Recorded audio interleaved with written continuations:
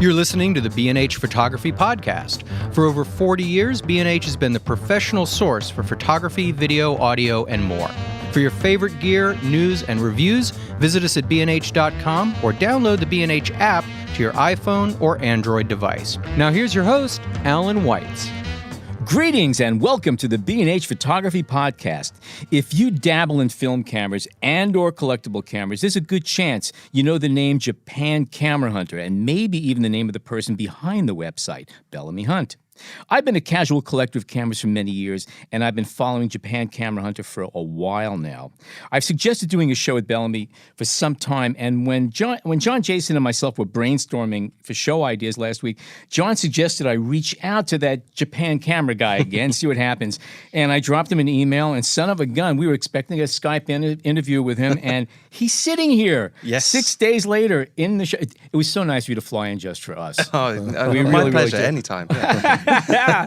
Welcome, Bellamy. Before we get started, we're going to kick in a little thing here. Al's Gearhead Pick of the Week. In honor of you, Okay. half cases. Usually we have specific products. Now we're talking about a product category. Custom-fitted cases to protect your camera without detracting from the functionality of the camera.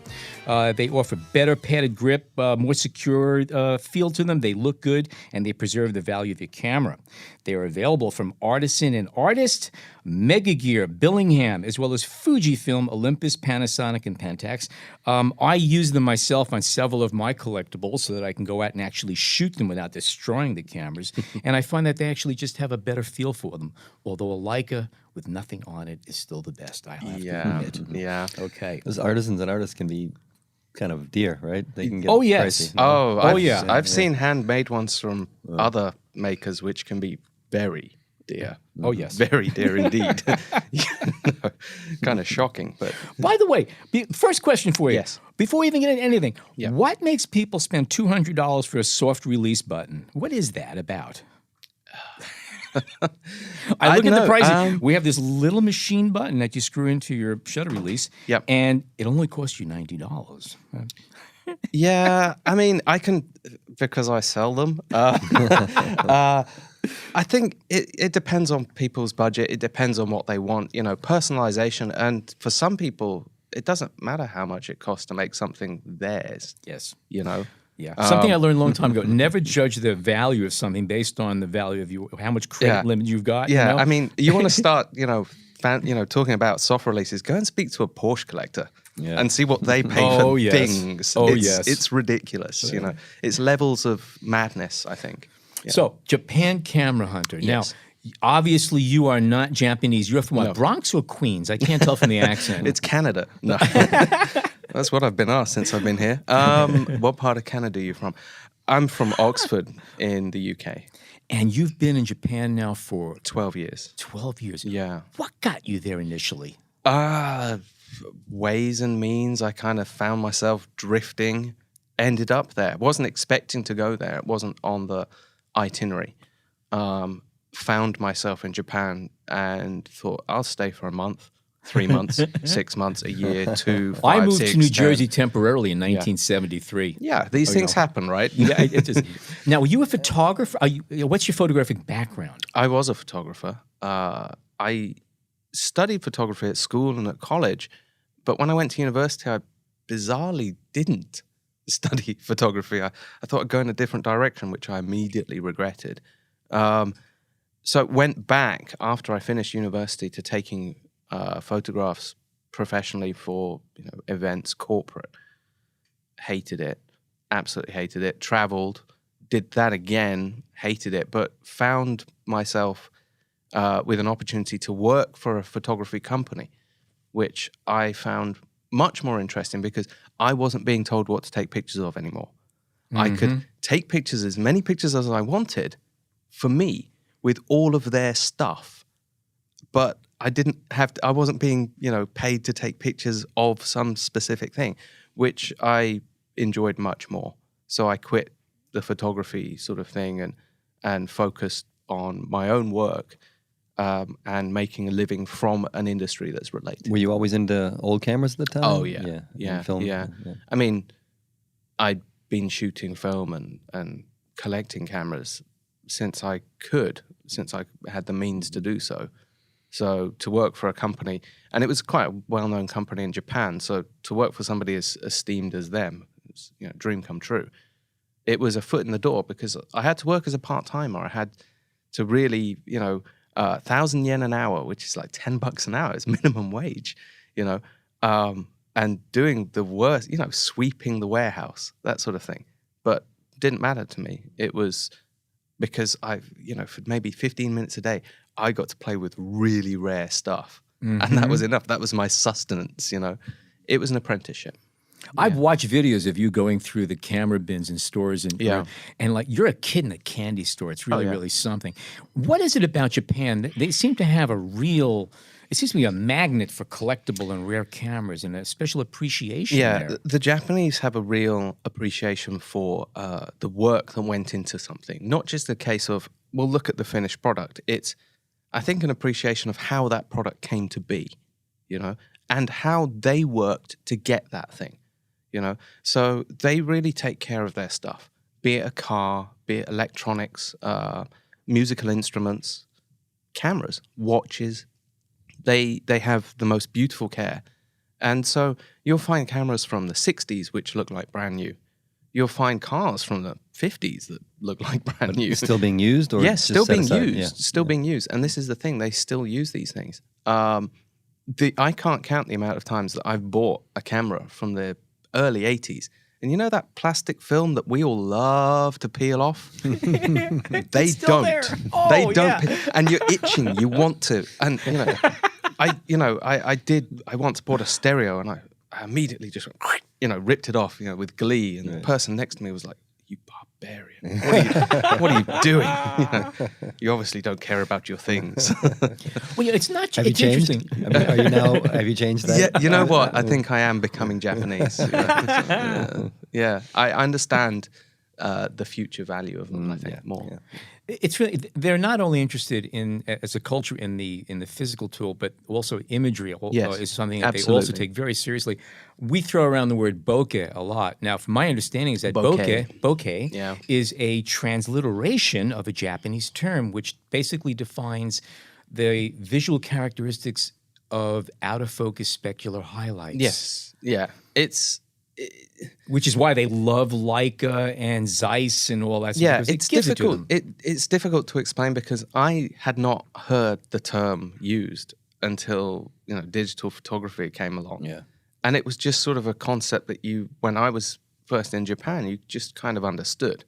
Mm-hmm. It was not a term that was used, and they got really quite. The foreigners say bokeh, and they don't know how to say it. They were quite confused by why everybody got so excited about something they'd known about forever. Yeah. It is, I mean, I've not been a bokeh chaser. Bouquets, as Kai might say. Well, actually, most people they use it to describe a narrow focus. Yeah. Not even describing what is going on depth visually. Of field. Exactly. It's kind of a blurred kind of a thing. It's got the bokeh. It's got the bouquets. Yeah. I mean, I think the Japanese are much more focused, pardon pun. We could go on for hours.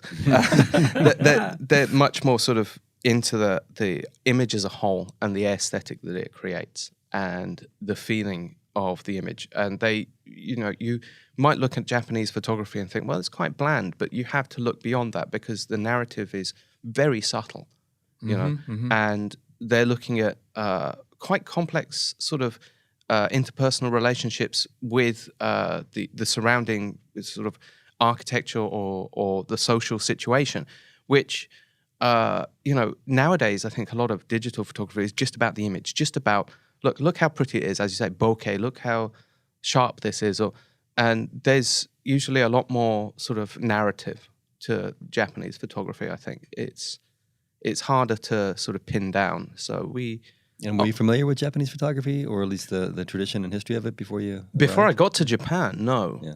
I mean, I knew of Japanese photographers, but I took little notice of it.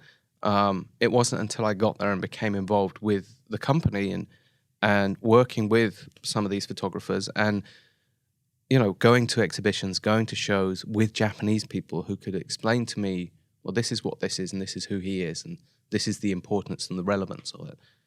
That became a lot more interesting for me, learning about how the Japanese consider photography. You won't see a lot of people with pictures on their walls in Japan. Interesting. Wow. Okay. But they have books. Oh, my word, do they have books? Yeah. Are Japanese photographers in general, are they more into the film thing, or is digital pretty big? No, they've really taken digital on, embraced it. They were slow to, comparatively, but when they did, they took it on fully.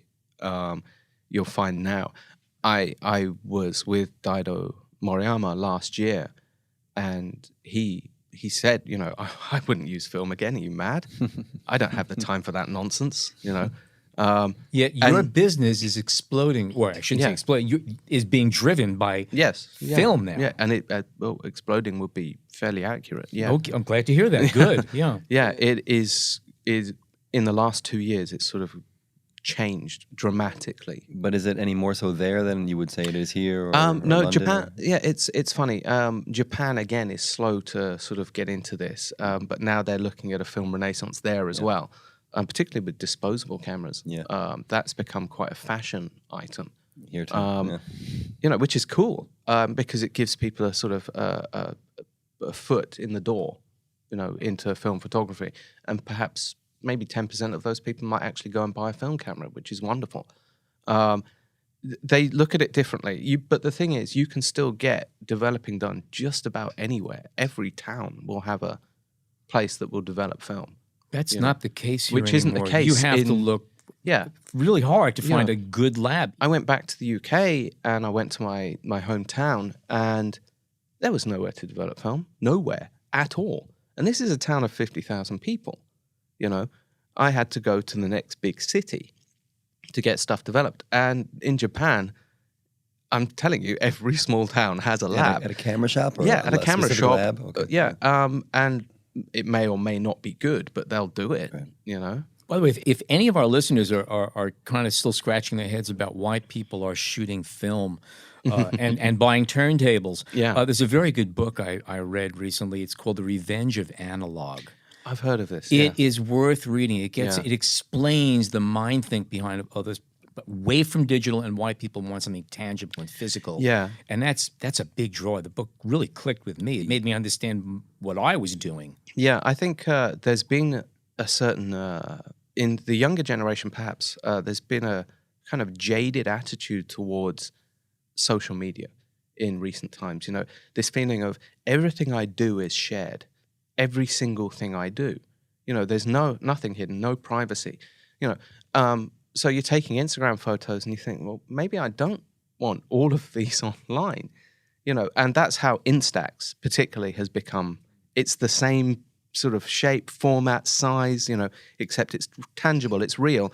And you get a picture of me and I'm kind of messed up at a party. Oh, well, we can just put that in my pocket and nobody will ever see it again. It's not on the internet. That's for the private account. Yes. Yeah, but there's also that feeling of, I just want something personal, tangible, as you say, something I can feel, touch, and know that it's something I've created. And I'm not compelled to share it, Now, Leicas are given as being like investment grade cameras for whatever we could do a whole show on what is it about Leica that's no one else seems to have. Yes. What other brands of cameras, what other kind of cameras are gaining interest now amongst people who are either collecting or shooting? Anything Nikon, particularly earlier SLRs, rangefinders, Hasselblad, particularly early Hasselblad, and Space Hasselblad limited editions. Oh, I remember I can buy a Space Super Wide for $6,000. I kick myself. Oh, man. Yeah. The things I've missed out on over the years. But then the things I've found as well, it kind of balances out. I follow your site. Yeah. But Canon rangefinders, particularly anything black paint, doesn't matter what the brand is. If it's black paint, anything. Original black paint or repainting? Because I know there's some people doing repainting. I do repainting. I handle repainting for people. But repainted, no. That's a different thing because that's a very personal thing. I tend to find repaints for people are to their specs, you know, harder to sell on because it's been done in a personal way. But original black anything, you know, even Canonet QL17s. Hey, you got a Japan edition I one? noticed. Oh, yeah, I've got like 10 of them. I have a habit, yeah. By the way, if our listeners have not gone to Japan Camera Hunter yet, do so. It's more than just cameras. Yep. First of all, the kind of cameras that you showcase are just gorgeous. They're the best of all the genre. But you have very good interviews. Yep. You have very good articles and blog posts. And you recently did an article that I read about you pleading with camera manufacturers. Why don't you come out with a good film camera? Yep. And it made me think, and it's really true that right now there is a resurgence of film. Film production is starting up again. Yep. You have your own films that you're Yes. now selling, and if you go to a camera store, you know, you want to buy a brand new film camera. You have what, a Nikon FM10? That's pretty much. That's and a couple of lomography cameras, but you're handling cameras that were both consumer and luxury point and shoots 10, 15, 20, 25 years ago that are now going for far more money than they did back then. Ridiculous sums now. Yeah. Crazy sums. I've probably done that to the market. It's your fault. It's not like I'm making anything from it now. I can't even find them myself. And they've become a sort of a celeb icon now. And this is my point, you know, that I said in that post. It's about time one of the manufacturers took this on. It is not an impossible task. I've done the research. You know, I've spoken to patent holders and manufacturers, and some of the smaller places have said, yeah, we can do it. We just need the money, you know. The larger companies stayed silent, obviously. They would do. Their bottom line is judged by their shareholders, you know, and that's a hard sell for them. But I think one of them would benefit hugely from taking that risk, not just in terms of, and it would be short-sighted to say, oh, well, they'll only buy these. Well, no, they wouldn't. They'll buy your digital stuff as well, you know, because they'll think, wow, these guys really care about photography, not just how many lens shades I can sell you or... The technology's there too. It's not like they have to come up with new technologies. Well, this is the exciting part. It's not even that we have to rely on old tech. We can incorporate new tech into a film camera. Why couldn't you have a Bluetooth-enabled film camera? Why is that an issue? It shouldn't be. A hybrid modern camera which shoots film. You know, you can control it from your smartphone, but you've still got to wait a week for the results. That would be kind of cool. Personally, I'd be tickled pink if I could pick up a Minolta SRT 101 and pick it up to my head and make a phone call with it. That's what I'm waiting to do. Can we jump back a bit to talk about how the business got started and how you went from working for this camera company to scrounging around and tell us. So I was working for them and I had been working perhaps too much. I got a bit sick, had to take some time off work, and I sort of took that time to rethink what I wanted to do, what I wanted to be. I'd already been working for them in a capacity as a buyer. And so I thought to myself, well, I would like to do that for myself. I know the people, I have the contacts, I know the stores, but I wouldn't do this without their permission. You know, I wouldn't just go away and do it. So I went to them and I said, this is what I'd like to do. I don't think I can really work in this capacity anymore. And they said, absolutely fine, you know, we completely understand. And they gave me their blessing and their support, which was invaluable. You know, I don't think many people get that. I still consider that company family. You know, this company's going to go unnamed during the show? No, I'm happy to name them. They're Ginichi in Tokyo. Okay. You know, and I consider them family. They've been wonderful to me. And they helped me sort of start myself up, as it were. And yeah, for the first 6 months, it was a lot of hard slogging. I mean, I didn't stop pushing really for the first 4 years, you know, and I still push myself very hard. I don't ever want to not do this as a job. I love what I do, the opportunities I get. And it built from there. You know, I started sourcing for a couple of big clients, and then I started getting more personal clients, and then it became it turned into a flood. And, you know, by then it was 4 years in, started releasing my own products, film cases and things like that. That's the first thing I noticed. I think that was the first thing that drew me to your site. Somehow I saw those little film containers, and I was on the market for some of the time. And I said, "Oh, who's this?" And that's how I said, "Oh, okay." So I knocked those out, this one. and they went really well. And then I decided, you know, well, now's the next step. You've got to keep on moving. You've got to evolve. Right. You know. But the first iteration of this was you finding cameras, yes, and reselling them, correct? Basically? Not reselling them. I was a broker, so I found cameras to order. Okay. There was not really any reselling because people told me specifically what they wanted. You're a personal shopper, essentially. Okay, so the clients kind of came first in that sense. Absolutely. Or at least you had the clients. You know, and I had, in some cases, some quite large corporate, customers, some studios, things like this, and they would say, "We need 35 of this lens." You know, fine, okay. So you go and find them 35 copies of exactly the same lens, and you make sure that they need variables to test, you know, so that they can have one standard lens. So, and you know, those sort of deals help me, you know, build it up. I've never really bought stuff to resell. Occasionally, if I see something super rare, yeah, I'm taking that. I know I can find a client for it because I have that list of clients. But I generally don't keep stock. I do consignment sales for a lot of people, particularly with rare items. And are they mostly out of Japan?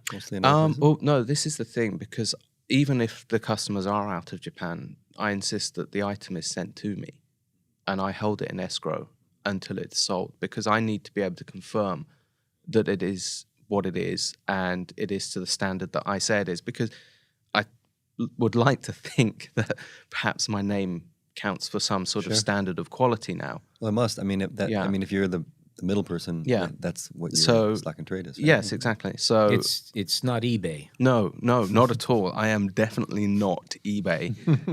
Repeat that, right? I even wrote an article about that, and I got pretty shirty about it. You know, I read it. That's why I threw it in. Yeah. I got tired of being like, "Hey man, can you find me this cheaper than eBay?" Nope. You know, it'll be more. Right. But it won't break. Right. You know, it'll be what you're thinking. It will be what you expect it to be, and it won't be minty plus because that doesn't exist. Oh God, I hate that. That doesn't exist. I know. Yeah, I'm quite. I actually click on those just to see how bad the stuff is. Sometimes some of it is awful. Yeah, you know? Yeah. I mean, just no shame. I saw an original Nikon F recently, and they used that minty thing. I was looking at the close-up pictures. The mirror was shattered. That's insane. It was shattered. Yeah, I mean, I still get caught out sometimes, but I think they were referring to the smell of it. Minty. Yes. Kept in a box of Tic Tacs for years. Yeah. I try to be very clear in my descriptions. You know, I like to think that I have a standard that is quite strict. Japan is very strict. And I'll often have customers from the US who, I'll say, this camera is what I would class as excellent. It's got usage marks on it. It's not mint. And they'll get it and say, but it looks brand new. Well, there's a 3mm scratch on the bottom, so it's not mint. Right. But, you know, they have a different standard, you know. Yeah. What aside from Leicas, I think I started to get to this a little bit earlier, what kind of cameras are becoming popular now, desirable? Rangefinders, anything rangefinders.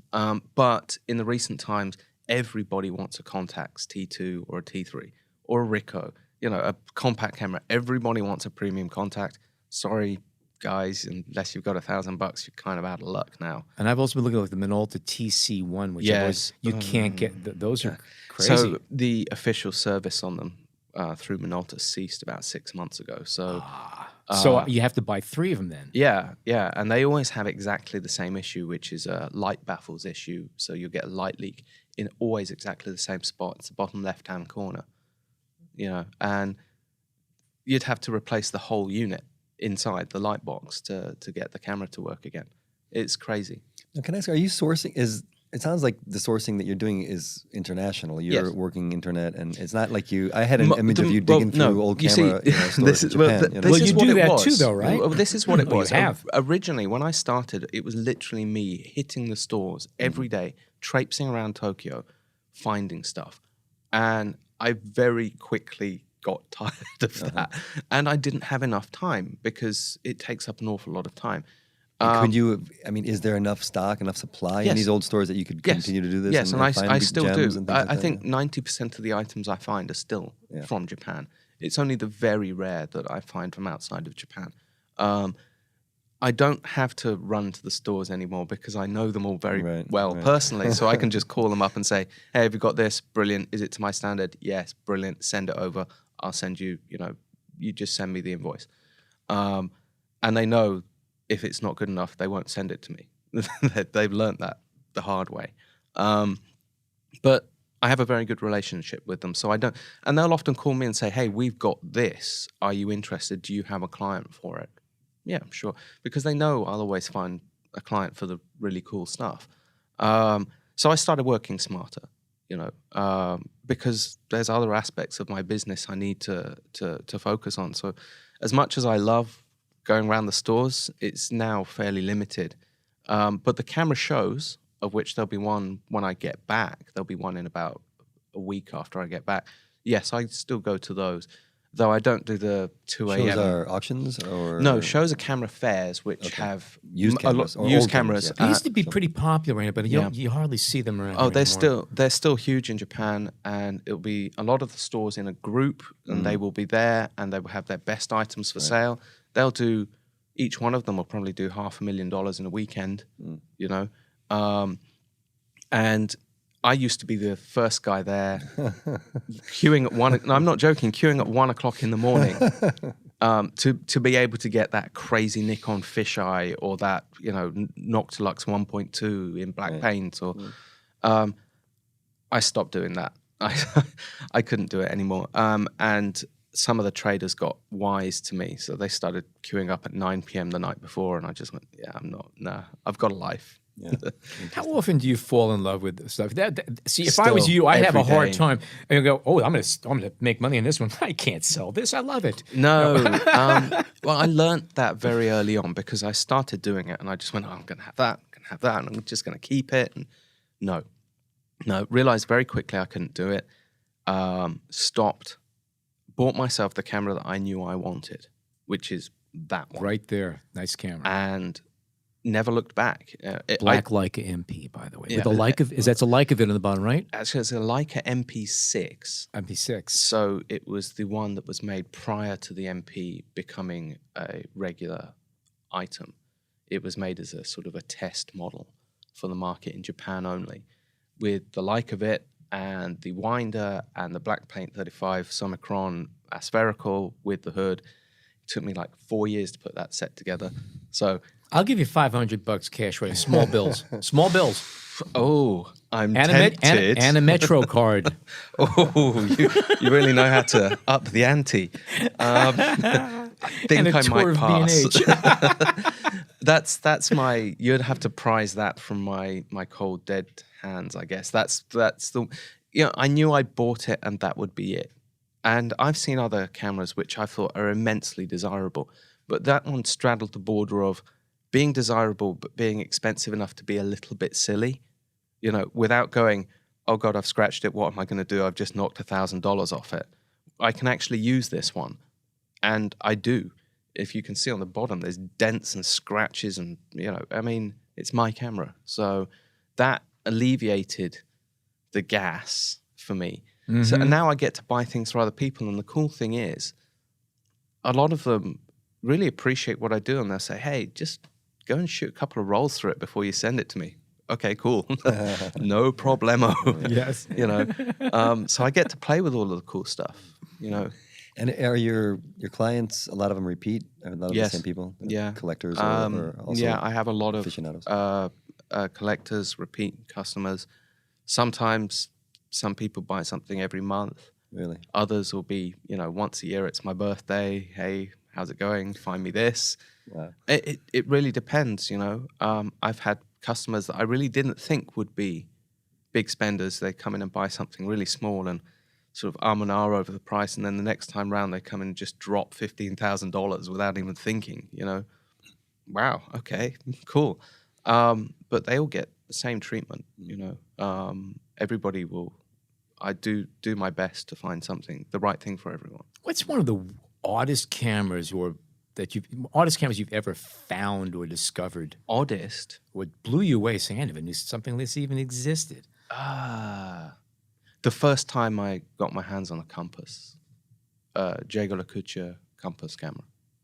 That I am not familiar with that. That was odd. It was, it's a watch company. Oh, yeah. Jaeger. Yeah, so they made a camera back in the 1930s, I think, 30s or 40s. It's this Art Deco masterpiece. Yeah. It's absolutely beautiful. Looks like a jewel. And I couldn't believe that it was a working camera. And, somebody asked me to pick one up for them, and I had to figure out what it was and where. And I found it. I found one for them, I've got one in black. No. I doubt very much. You know what? I found 2 of the 3 versions of them. I'm still waiting to find the German version. And where does your products blend with the auction and the collectible world? Is it all part of the same thing, or is there every now and again you'll get a camera and you go, this is not really for just a resale. It's really something that should be auctioned out of Sotheby's or something like that. Yeah, I have items that have been so rare that the only possibility is either to go to auction or to go to a private collector. Mm-hmm. I don't deal with auctions generally, so and I have a list of private collectors who are very serious about what they want. So if I find something that is, extraordinarily rare, I'll just drop them a line and say, "Hey, I've got this. And get your bank book ready." On the flip side, have you ever been fooled? Have you ever come across a camera that was presented as something else that wasn't what it was? Well, yes. I mean, fooled, no. I mean, I've you found a knockoff. I found plenty of knockoffs. I nearly got fooled once. I was sold what we were led to understand was I think it was the 70th or 73rd Nikon F ever made. And everything looked legit until you got up very close and actually took the top cover off and then went, hold on a minute, this doesn't add up, this doesn't compute. And once we'd already paid for it, and once we got the top plate off, we were like, no, this isn't what it claims to be. But this is Japan. I took it back to the shop and said, no, this isn't what it is. And they said, oh, very sorry, here you go, here's your money back, done. It was not what made you not an issue. Actually take the top plate off? But with a camera like that, you have to verify what it is. And what kind of things are you looking for? You're looking for period correct parts internally as well as externally. Everything's got to match. Okay. Because I have 2 1959Fs from their first 6400, and they do have funny little things about them. The first 200 have really big differences. They're cloth shutters, I believe. There's not just that. There's the hatch marks on the timers and things like this. There's so many tiny, weeny little differences as they were working out what was the most cost-effective way of producing these items. So in the first, say, 500 cameras, you're going to see quite a lot of differences. And the first 100 cameras now are considered grails. I know where probably about 10 of them reside. There's a guy with a website. He actually photographs all of them by serial number. Yes. And he's got this site where it's just like mug shots, but they're all just Nikon Fs from 1959. Yeah. I mean, I know probably where the earliest one I know of is in the 20s. Wow. Okay. I'm not allowed to say where that is. Now, how much would something like that be worth? Oh, ballpark. You can't put a price on it because they don't come for sale. I mean, I would hesitate, but wouldn't be surprised if it got $100,000. Really? Yeah, really. That's interesting because if you have one now, the first, I think it was 10 months, they made 70,000 cameras. Something like, And if you have one like 5,000-6,000 serial number, I mean, it's just a few $100s. So that's huge. But if difference. you're talking about the first 100 cameras. Okay. That is a difference. These are essentially hand-assembled cameras. Yeah, at that they point, were I would still say. figuring out how to put them together. You know, it's the same with the very, very early Leicas. You know, I had a first batch M3, and it wasn't. I mean, there was like 900 and something made in the first, or 2,000 in the first batch, but it was the number 700, I think, and that commanded double the price of a regular M3 just for number 700. You know? Do people, most of the buyers anyway, do they buy the cameras to use them, or do they just put them away on a shelf? Most of my clients buy them to use them. I do know that some of them buy them to And you always store sell, them. the camera's always working that you sell. Yes, absolutely. To me, part of the joy is using these cameras. I mean, yesterday I was out shooting with 4 old cameras. Yeah. I mean, I like to know that people are using them, but then with certain things I've sold, there is this historical perspective where they are quite important for what they are, and to use them would be to endanger them ever being usable again. Makes sense. You know, and so I think for some of these items, they are best kept for a historical record in somewhere sensible. And primarily 35mm cameras, are you? Oh no, everything. Everything. Okay. The large format, not so much, and particularly the very, very large format and the very old, not anymore. I used to deal with that. It's very difficult, and most of the good stuff is already gone. I know exactly where it is when I need to, but it has gone. Yeah. I know the past 15, 20 years, there's been a couple of interesting reissues of old classic cameras. Leica had, was it Leica Zero, was it? Or the O? Oh, yes. The original replica. The replica. And then Nikon came out with the S2, their rangefinder. The S3. S3, I'm sorry, yes. 2000, yeah. Now, and the SP. Oh, okay, that was... Yeah. Did the they re-release SP. Did they hold their value? I mean, how are people they've dealing more with than that? doubled their value. Are they really? Yeah, it's ridiculous. Nikon was kind of short-sighted on that. I think they felt at the time they released it at the wrong time, and they almost couldn't sell their stock at the time, and they were kind of wondering, what are we going to do with this? Because with PhotoCare, there were 2 of them that sat there forever. Yeah, and in all sorts of places, because America didn't. They had lots of problems with the production. So America didn't get its order until 2 years after, you know, and Japan, they were just sitting on the shelves. And then people like me came along, started putting them on Instagram, and everybody wanted one. And now, you know, they sell for an awful lot of money. The SP goes for $6,000. You know, an S3 is black one box kits, like $3,000, you know. It's a lot of money. And I think had Nikon released those cameras on their 100th anniversary, like any normal person would have done, and paint them gray, okay, and great, would have made themselves a bundle. Leica still release film cameras, special editions. The Olive Kyoto set, that's like $20,000. The M100 set, the 100th anniversary set, you know, a stainless steel Leica MP. You know, and it's like $40,000 just for that camera. They recently came out with some orange cameras that were only sold in India or something like that. Oh, they do. By the way, do you know what my all-time favorite Leica specialty camera is? Which? Commemorative camera. Yep. One of them, and before I die, I'm going to own one of these things, okay? They came out with one that celebrated not one, but 2 50th anniversaries. It was the Playboy Club and Hello Kitty. and you got the Playboy Bunny and the Hello Kitty logos engraved on the top. That to me is just... I've never seen either of those. Oh, it's the same camera, but it has both logos on it. I've never seen that. About 5 or 6 years ago. I mean, first of all, I'd love to have Is it a digital one? No, it was a film camera. I'd like to have just been in the meeting where somebody came up with that idea. I want to know what they were doing. Wow. I can't say I've seen those. I mean, I have a favorite, but the price has... I like the MP Titanium, which they released for Ginza. And when they were new, you could pick them up for $8,000. And now, I mean, I sold one 6 months ago and it was $25,000. So, and that was, the guy was like, I got myself a bargain. You know? I'll look for another one for you. So we've been talking about film cameras, and obviously there's a whole renaissance going on. Yeah. Digital cameras are going on 20, 25 years now that we've had these around. Yeah. And there was I know that I've always loved the original Leica digital camera, was this big S1, this monstrous scanning camera. Yes. Now, they sold for I don't know how much money back in the day, 20, 25 years ago when they first came out. And they only made 250 of them. And I know I watched them on eBay, and you could see them as low as $1,500. Yep.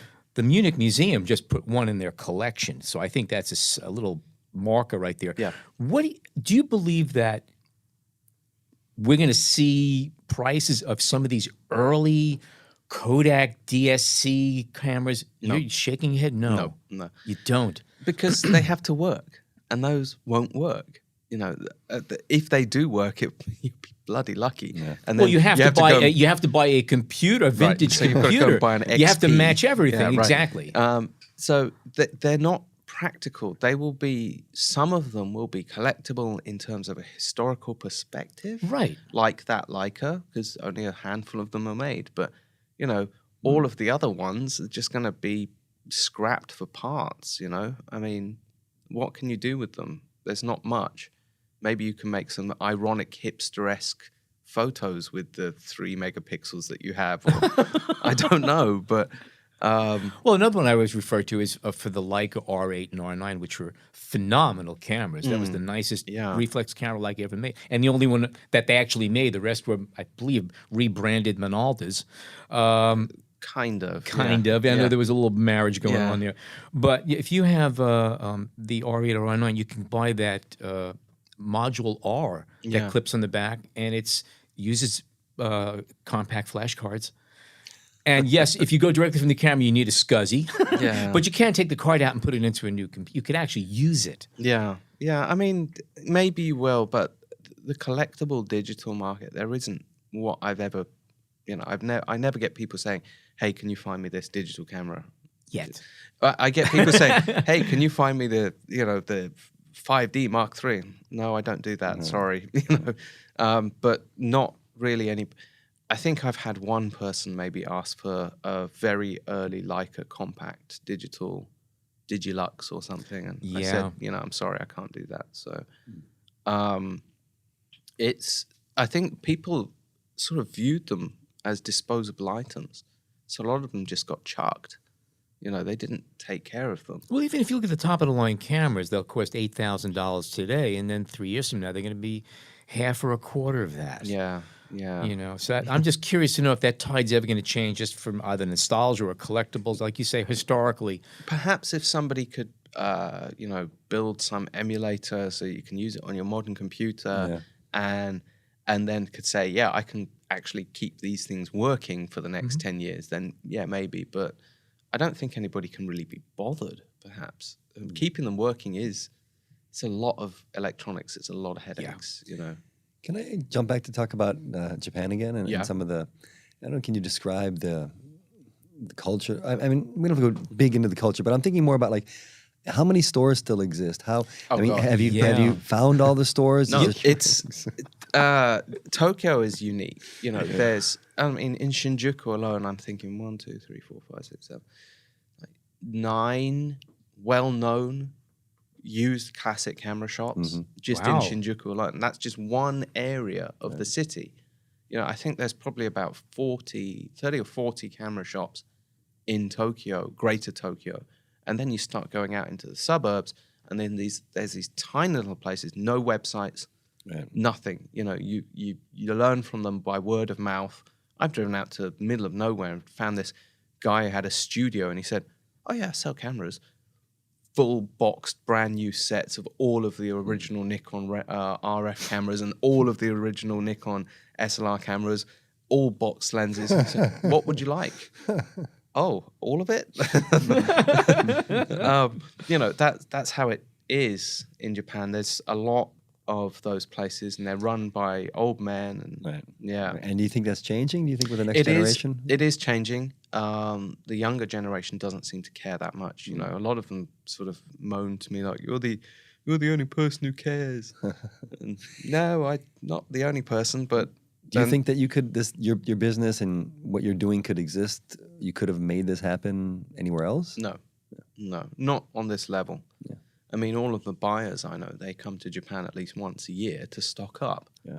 I just happen to live there, so I can stock up easily. Even if I was based in New York, I'd be going to Japan at least once, twice a year. You know, you kind of need to. That's where you find everything. And but like German cameras as well. Yes, particularly German cameras.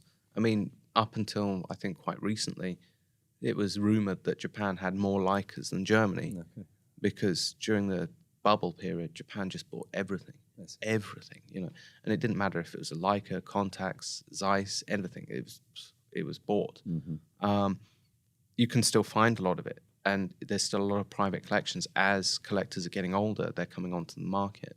The younger generation, there are some people who are very strong and very into it. It's going to become more consolidated, I think, in the next 10 years. When Hasselblad was still making their V-series cameras, their classic film cameras, at one point they came out with trying to find new ways of selling cameras that were getting antiquated. They came out with a program where you could do custom colors on it. Yeah. You know, red, green, blue, whatever. And a great deal of those camera orders came from Asia, from Japan. It was big. I had one student who came in. She wanted each side to be a different color. Cool. It looked great. It was every back was a different color. Yeah. But they've always been kind of like stylish, style conscious in that. I think it's not so much style conscious as having something unique. Yeah. To be able to say, well, this is only for Japan. We've got it, and you haven't. You know, that's a real sort of selling point there. I like having Japan-only spec things. You know? And I think my customers do too. You know, they'll get something and it'll say made in Japan on the box and Japan only. Ooh, I've got one of these now. You know, I think that's quite a big deal for the Japanese. Perhaps it's a signifier of wealth. You know, we've got enough that we can demand our own specific market-specific products. Yeah. You know, I understand. which is, I think, quite a big deal in Asian society, perhaps. I know that's a big thing in China now, you know, to be able to say, oh, this is made specifically for our store and there's only 200 of them. And, And is your website kind of the main avenue that people find you? Yeah. Or well, did you? I heard you mentioned Instagram earlier. Do you use Instagram a lot? Oh, boy, you post does he, everything. yeah. Okay. Yeah. All right. Yeah. And there's a whole community like a of teenage girl. people. Yeah, there is a whole community. Originally, it was the website that was the driver, but it's now become social media that is the driver. Instagram particularly, I mean, probably going to hit nearly 100,000 followers during this trip. And you're active, man. I see you on it all the time. And yeah. there's a whole following. There's a whole bunch of trickle down going on. And then I've got, you know, the Twitter, Facebook, But that Tumblr. Instagram is just straight business. It's camera. Camera. Porn. I don't do selfies. Yeah. I'm not 16, you know, and I'm not particularly pretty. I don't think so. I think the cameras can do the talking. It is work related. Occasionally, I'll put some food on there when I see something particularly delicious. Chances are there'll be a camera in the background. I try and keep it fairly focused, you know. And what's next? I mean, what's the next project? What's next? What's the future for the Japan camera? So the 120 format JCH Street Pan film comes out this week. I think it's starting shipping this week, next week. Let's preface this. You actually are marketing film now. Yes. Okay. Yeah. We spoke about this early on, Yep. but it wasn't mentioned early, otherwise. So the Street Pan 400 film was very, very popular. And popular enough that people were sort of constantly badgering me on social media. 120. You know, so I was like, fine, okay, I'll do it. And it cost me a fortune, but I did it. You know, I made it. And as soon as I did that, everybody's like, 4x5, you know. Oh, come on, guys. Come on, slow down. Minox? Yeah. Minox? But I decided to release the 120. Pre-sales have been really good, very encouraging. So, the next step after that, some of it I'm not contractually not allowed to say. Okay. It's just us. It's just us. Yeah, sure. And the NDA.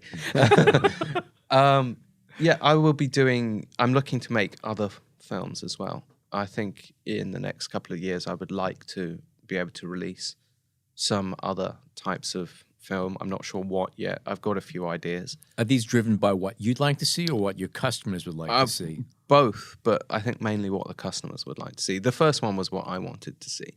Now it's a case of, okay, now I should be maybe a bit less selfish. No, this is ISO. What's the ISO of this film? 400. 400, Yeah, okay. black and white. And after that, I think it would be nice to make a slide film.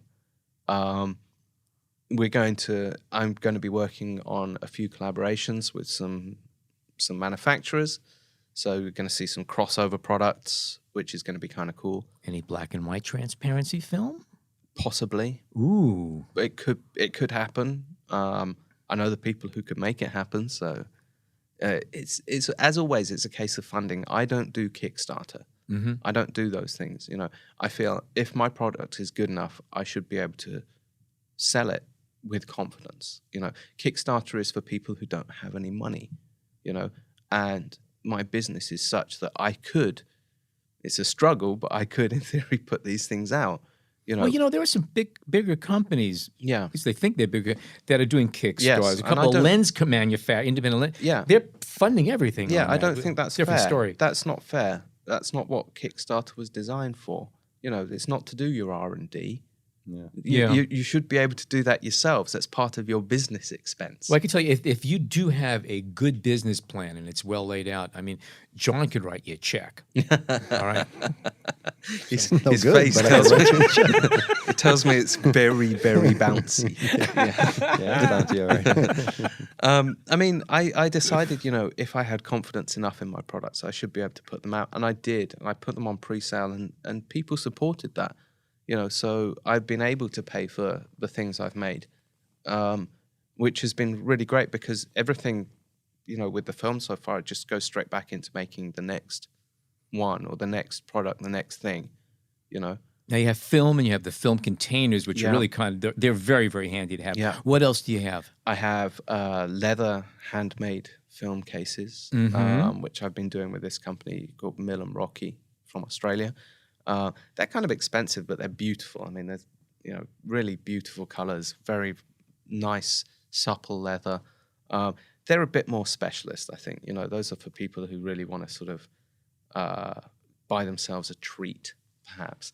I also sell Miyazaki lenses, the MS optical lenses. Oh, yes. I'm a distributor for him, and I sell. Can you tell us a little bit about I'm very familiar with those. Could you give us a little bit of background on? I think they're amazing. I love this. So Miyazaki is this awesome but slightly eccentric old man based in Japan who makes M-mount lenses based on classic lens formulas. And the one he released last week, or 2 weeks ago, was the Prot. A 40 millimeter? 40 millimeter 6.3. Yeah. Yeah.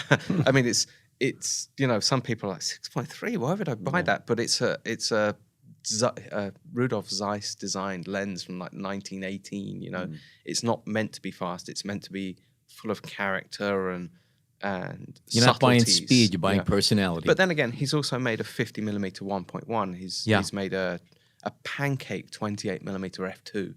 A pancake. That was they're tiny. tiny lenses, and they're tiny. meticulous, and he gives diagrams, and he specs everything out. He writes everything by hand, which is a complete nightmare to translate. It really is. And he does a lot of stuff that's quite indecipherable. You can't really work out why he did it. You just let him get on with it. You can't lead a horse to water, as they say. He does have his eccentricities, and he can be difficult to work with, but that's the way artisans are, isn't it? You don't expect them to be easy. But he produces these wonderful little lenses, which are always very popular. So I've been doing those. And we also do lens conversions with him. So we'll get a mini Lux lens or a Konica Hexar lens or something and rip it out of the camera, put it onto an M-mount helicoid, and then you've got it on M mount. Wow, it's been great having you. By the way, Yeah. I know you've been away from home for a few days, Yeah. and you might not have been keeping up on current events, but I just want to fill you in on this. Okay. Unfortunately, I have to break Is some bad Japan news. still there? Japan is still there. However, Godzilla is dead. Haru Nakajima Yeah. died at 88. Yeah, I He read that. played Godzilla. He Yeah. put on that 200-pound rubber suit in 12 films. And Wow. he passed on. Oh, So that's a shame. Godzilla, that's an institution, you know. It's okay, yes, dedicated to him. Yeah. okay. Yeah. Anyway, Bell, if people want to see what you're doing, what are all the sites? Give us all your info. So the main site is japancameraHunter.com, and you can see it's everything, because I want the site to be available to everybody. So it's interviews, it's Yes. book reviews of Japanese photo books. What's in your bag? What's in your bag? You know, people sharing their bag, people sharing their photography. I feel that it's a community site where people have the opportunity to share with others their work, their photography. It's not just about me or what I do. And there's the Instagram, which is Japan Camera Hunter, and Twitter and Facebook. They're all the same. It's Japan Camera Hunter. You can't really miss me. When did you come up with the name? Well, my surname's Hunt. I live in Japan and I like cameras. Yeah, it's pretty much, Made sense. yeah, kind of focused on that one and went, yeah, that works. Yeah, that does work. and yes. and yeah, it seemed to work. You know, it had a ring to it, and JCH, which is what it's sort of becoming. And by the way, I must add that aside from the fact that it has a lot of great content, it's very well done site. It's Yeah. some sites they arm wrestle with. Your site is visually pleasing, easy to get around, and I spend time on it. I've Yeah. actually learned a lot on that site. Thank you. I try to make sure that you're not going to get bombarded with, hey, join our mailing list and None of that. and all of that. I don't Nope. like any of that stuff, and it makes me leave websites. I wanted a website that I would want to read, and I wouldn't be bothered. It wouldn't be forcing me to stay on there. It wouldn't be forcing me to buy anything. You can come and go as you please, but if you want to take part, you can send me an email and you can be part of the website. Yes. And people are really astounded by that. You know? And do you manage all of that? Do Yeah. you have a team with you? No, that's me. Just you. Wow. Yeah. What do you do in your spare time? What? What's that? I have a couple of assistants who do a lot of the shipping and paperwork and things like this. But The grunt work. the majority of the site stuff I still do. I have writers now, which has been a big help. Hey, Ellen, there you go. But I need more help. So I will be looking for more help, people, if you ever want to offer your assistance. Yeah. You heard it here first. Yeah. Okay, Bellamy Hunt, Japan Camera Hunter. Pleasure having you on board It was today. a pleasure to be involved. Thank you very much for having me. And by the way, if anybody else would like to have him as a guest, if you just send him an email, say, I'd like to Skype with you, he will fly to your hometown a week if later. I happen to be flying there, yes, I will do my best to. Yeah. All right, before we say bye-bye, just to remind you, if you are not a subscriber to our show, okay, you owe it to yourself. Go to iTunes, sign up. It is free, and we have 80-something episodes already posted on a variety of photographic subjects. Many shows I've gone back myself to listen to because I can never get it all in one shot. So go to iTunes, go to the B&H Explorer website. It's available all over the place. And as always, for John, Jason, and sitting in for Jason today, Rob Reeves, thank you so much for joining us today.